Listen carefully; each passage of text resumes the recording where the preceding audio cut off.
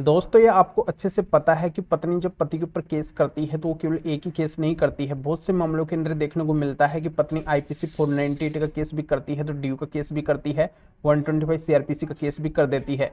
तो ऐसी सिचुएशन के अंदर बहुत से पति लोगों की तरफ से बार बार मेरे पास में ऐसे सवाल आते रहते हैं कि सर इनमें से सबसे खतरनाक केस कौन सा होता है, सबसे पावरफुल केस कौन सा होता है जो पत्नी के द्वारा किए जाते हैं, और ऐसा कोई भी केस है क्या जिनसे ऑटोमेटिकली हम बच सके, ऑटोमेटिकली वो केस खत्म हो जाए, उनके अंदर हमें ज्यादा कुछ मशक्कत नहीं करनी पड़े, कोई भी टेंशन ना लेनी पड़े।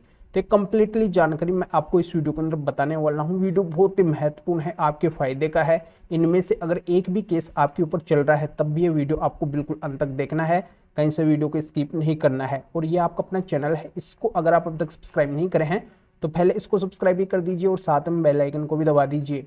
तो चलिए शुरू करते हैं। तो वेलकम दोस्तों, मैं हूं आपको अपना एडवोकेट जितेंद्र।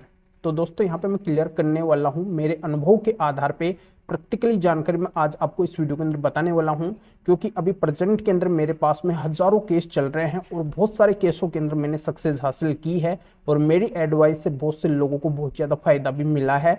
यहाँ पे बहुत से लोग हैं जो इन केसों से बाहर भी निकल गए हैं। तो आज मैं आपको मेरे एक्सपीरियंस के अनुसार ही ये पूरी जानकारी बताने वाला हूँ। बहुत से लोग क्या करते हैं कि जिनको सही एडवाइस नहीं मिलती है, सही गाइडेंस नहीं मिलता है, सही रास्ता उनको पता नहीं होता है, तो भटक जाते हैं और बिना वजह उन केसों के अंदर फंस जाते हैं, बिना वजह की वो टेंशन ले लेते हैं और बहुत से लोग तो आत्महत्या तक कर लेते हैं, सुसाइड तक कर लेते हैं इन केसों के डर से। तो अब ऐसा नहीं करना पड़ेगा, बहुत से लोग इन केसों से जल्दी बाहर होंगे। मेरे बताए अनुसार आपको चलना है। मैं क्या बताने वाला हूँ अंत तक आपको वीडियो के अंदर बन के पूरी जानकारी का फायदा आपको उठाना है। देखो, पत्नी जब भी ये तीनों केस करती है, बहुत सी पत्नियां बिल्कुल ये तीनों केस ही करती है, आईपीसी 498 का भी करती है, डीयू का भी करती है, तो 125 सीआरपीसी का भी करती है। तो इनमें से दो केस ऐसे हैं जिनके अंदर आपको कोई भी टेंशन लेने की जरूरत नहीं है। तो इनमें पहला केस कौन सा है? वो केस है आईपीसी 498 का।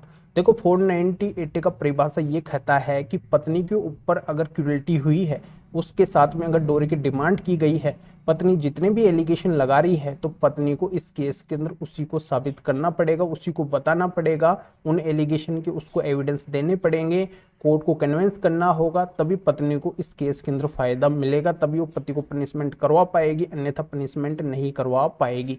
तो आपको कोर्ट के अंदर बस इसी बात के ऊपर बल देना है, ज्यादा कुछ आपको टेंशन लेने की जरूरत नहीं है। आपके पास में अगर पत्नी के खिलाफ एविडेंस भी नहीं है तब भी आपको कोई भी दिक्कत नहीं आने वाली है, क्योंकि इस केस के अंदर केवल पत्नी को ही साबित करना है कि उसके साथ में 498 की घटना हुई है। अगर पत्नी साबित नहीं कर पाती है तो अंत के अंदर आप इस केस से बरी हो जाएंगे। इस केस के अंदर अगर आप कुछ भी नहीं करते हैं, पत्नी अगर इस केस के अंदर कुछ भी साबित नहीं कर पाती है, तो ऐसी सिचुएशन के अंदर ये केस ऑटोमेटिकली भी खत्म हो जाएगा, अंत के अंदर आप इस केस से बरी हो जाएंगे। तो ये जानकारी तो आपके अच्छे से समझ में आ गई होगी कि ये केस इतना खतरनाक नहीं है, इसको खतरनाक समझा जाता है पर इतनी कोई इस केस के अंदर दिक्कत आती नहीं है। अब दूसरा केस आता है ड्यू यानी कि डोमेस्टिक वायलेंस का। तो आजकल तो ज्यादातर कोर्ट के द्वारा ड्यू के केस के अंदर भी पत्नी से एविडेंस मांगे जाते हैं कि अगर आपके साथ में डोमेस्टिक वायलेंस हुआ है, आपके साथ में घरेलू हिंसा हुई है, तभी आप इस एक्ट के तहत फायदा उठा सकती है, अन्यथा फायदा नहीं उठा सकती है। अगर पत्नी कोर्ट के अंदर साबित नहीं कर पाती है कि उसके साथ में डोमेस्टिक वायलेंस हुआ है, घरेलू हिंसा हुई है, तो पत्नी को इस एक्ट के तहत जितने भी वो राइट्स लेना चाहती है, किसी भी तरीके का उसको राइट्स नहीं मिलेगा। तो दोस्तों ये जानकारी भी आपके अच्छे से समझ में आ गई होगी कि ये केस भी ज्यादा खतरनाक नहीं है।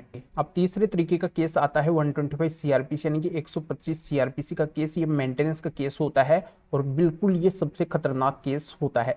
यानी कि इस केस के अंदर अगर पत्नी इंटरिम मेंटेनेंस की डिमांड करती है तो कोर्ट के द्वारा बिना कुछ देखे पति के ऊपर इंटरिम मेंटेनेंस लगा दिया जाता है। तो इस केस के अंदर पति को मेन फोकस बना के चलना है, पूरा पावर लगाना है कि पत्नी का किसी भी हालत के अंदर मेंटेनेंस ना बने, अगर वो गलत है तो उसको आप मेंटेनेंस देने से बच सके। इस तरीके की बात आपको इस कोर्ट के अंदर रखनी है, इस केस के अंदर रखनी है, तब आप पत्नी को मेंटेनेंस देने से बच सकेंगे। फिर भी अगर कोर्ट के द्वारा आपके ऊपर एंट्री मेंटेनेंस लगा दिया जाता है और वो कम लगाया जाता है तब तो आपको पत्नी को देना है। अगर ज्यादा एंट्री मेंटेनेंस लगा दिया जाता है तभी आपको इस मामले को ऊपर वाले कोर्ट के अंदर चैलेंज करना है। वहां पे फिर आपको मजबूती से बात रखनी है कि इस तरीके से आपके ऊपर गलत तरीके से मेंटेनेंस लगाया गया है, यानी कि एंट्री मेंटेनेंस लगाया गया है, जबकि एंट्री मेंटेनेंस आपके ऊपर इतना नहीं लगना चाहिए था, बिल्कुल नहीं लगना चाहिए था। इस तरीके की बात आपको वहां पे मजबूती से रखेंगे, तब आपको एंट्री मेंटेनेंस के अंदर ऊपर वाले कोर्ट से फायदा मिल जाएगा।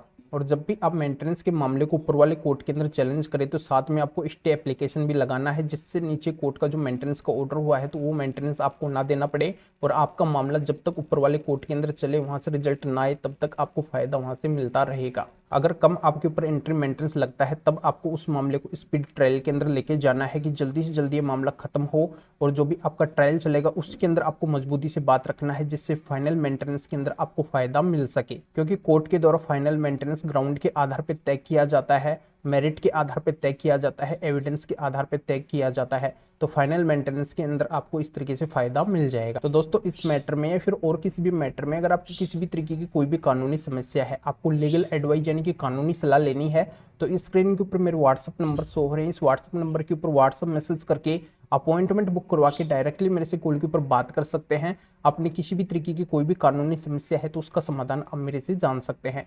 तो अभी आपको इस वीडियो को लाइक करना है और शेयर भी करना है, जो और लोगों तक भी ये जानकारी पहुंच सके। तो वीडियो देखने के लिए आप सभी का बहुत बहुत धन्यवाद।